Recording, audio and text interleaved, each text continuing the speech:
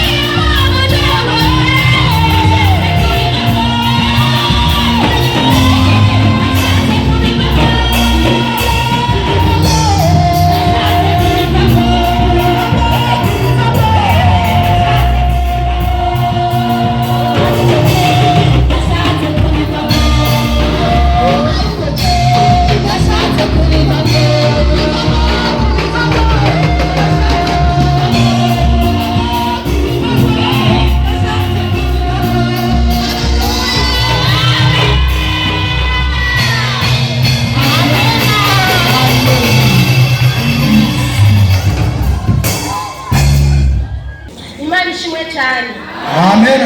Manishimwe cyane. Amen.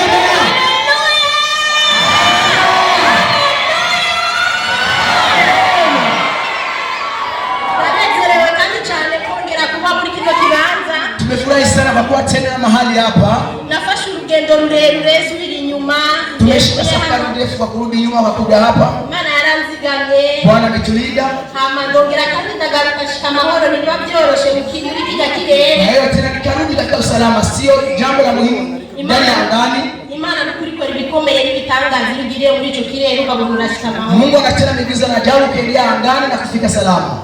Hama nkuko umwana tibagiri wabo. Jisi mtoto wa sahabu nyumbani kwao. Yo garutse mu Burundi mbanje kuraba famiye mugabo nibikorwa murazi ko ngorera ibisanzwe ngorera ibikorwa byo kuririmba ino. Akirudi Burundi nakuja kuangalia familia hata na kazi nasindikia hapa kwetu Burundi. Kandi umwana nibagira aho yavukiye naho yakuriye. Na tena mtoto wa sahabu kwenye mezaliwa na kwenye mekomalia. Ego mukanya mavangenda mboneho no gusezera kubera hariho ahandi fise ubutumire mavangenda.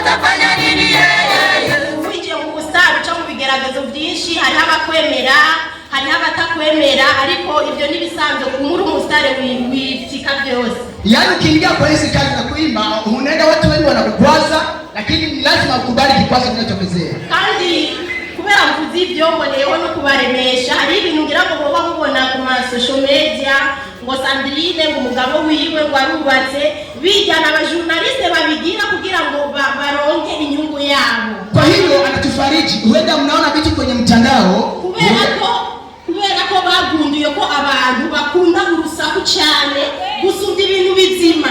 Wamegundua kwamba watu wanapenda kusema zaidi ya vitu vyenye kuwa rahisi. Leo iyo babeshe niho kugenda kuri YouTube kugufyo nukarana ibyo bintu nibyo. Wakisema uongo kanyaga pale na kutana kama hiyo ndio ukweli. Umusare no kumwica barashaka kumwica akavuga ati naka yapfuye kandi akiri muzima. Huenda mwimbaji anaweza kamuua na tena kutangaza kwamba ameuawa na tena aliki uhai. Kugira ngo gusa inkuru yabo iraba.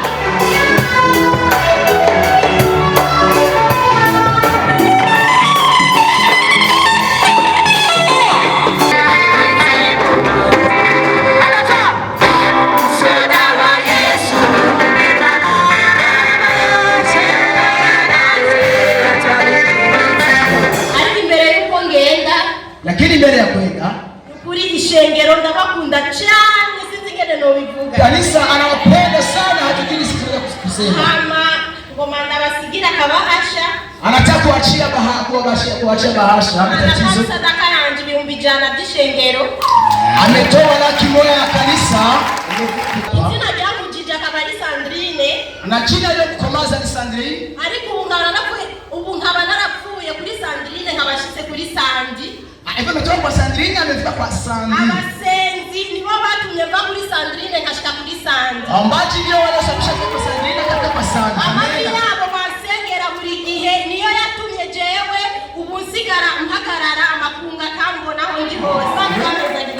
Amen. Amen. Amen.